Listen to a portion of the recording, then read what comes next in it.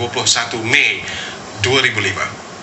Sepanjang minggu ini, seluruh pelosok negara, semua sekolah merayakan Hari Guru pada 16 Mei lalu.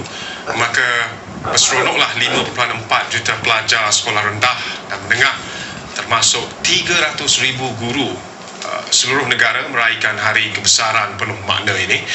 Jadi satu sambutan yang diraikan setiap tahun dengan pelbagai anugerah dan insentif sebagai menghargai dan memertabatkan profesion perguruan negara.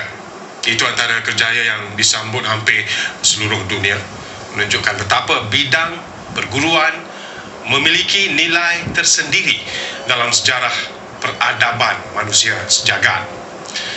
Dan memang guru itu sendiri antara tokoh yang melakar sejarah negara, khususnya kemerdekaan.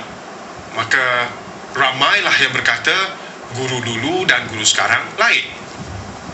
Namun kami di MySiasat berjaya menjejaki guru-guru yang selama ini terpinggir sepi, tapi bersemangat nasionalis, sekaligus menafikan guru kita hanya mementingkan gaji dan memilih bidang perguruan sebagai pilihan terakhir.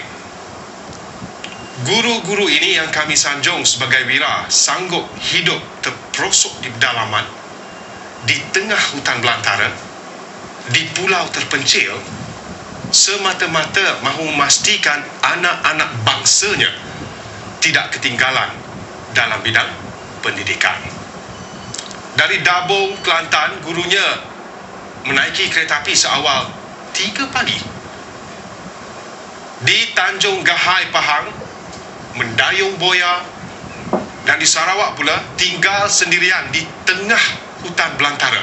Semuanya ditempuh kerana mereka ini bergelar guru. Hidup mereka tentunya jauh berbeza dengan guru di bandar yang bertaraf, elit dan serba indah.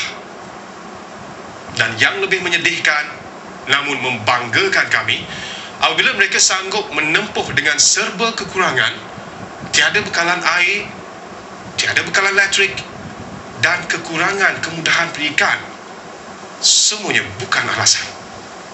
Ikuti pakej yang disediakan Azizul Azwar, Firdaus Muhammad Zainal dan Rosli Sahab. Cabaran yang ditempuh 8 wira negara dari Sekolah Kebangsaan Tanjung Gahai, Kuala Lipis, Pahang.